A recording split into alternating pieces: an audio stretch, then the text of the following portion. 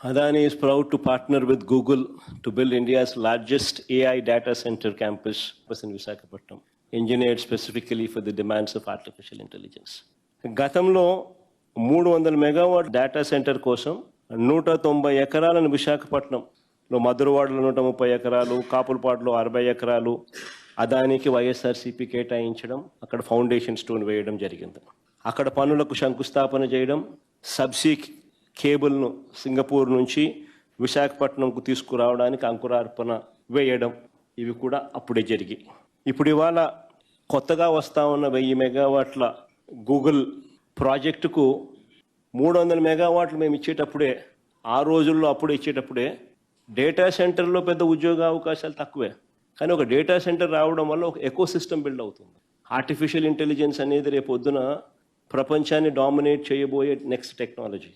లేదా quantum computing అయినా, రేపొద్దున ఫ్యూచర్లో జరిగే ఎటువంటి గొప్ప మార్పుకైనా కానీ డేటా సెంటర్ అనేది will be the nodal point. ఆ ఎకో సిస్టమ్ ద్వారా జీసీసీస్ వస్తాయి, గ్లోబల్ కేపబిలిటీ సెంటర్స్ వస్తాయి.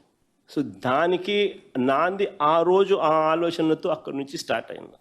ఆ రోజుల్లో అప్పట్లోనే 300 మెగావాట్ డేటా సెంటర్ పెడితే ఉద్యోగాలు తక్కువే వస్తాయి కాబట్టి అంతటితో మేము ఆగల.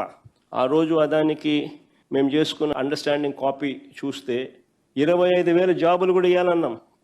ఐటీ పార్క్ పెట్టాలి, అక్కడ స్కిల్ యూనివర్సిటీ, స్కిల్ కాలేజు, అక్కడ ఐటీ పార్కు, రిక్రియేషన్ సెంటరు, ఈ 300 మెగావాట్ల డేటా సెంటర్తో పాటు ఒక IT park, recreation centre, skill centre, ఇవన్నీ కూడా పెట్టాలని, వీటి ద్వారా 25,000 ఉద్యోగాలు కూడా ఇవ్వాలని పార్ట్ ఆఫ్ ది అగ్రిమెంట్ చేసినాం మేము.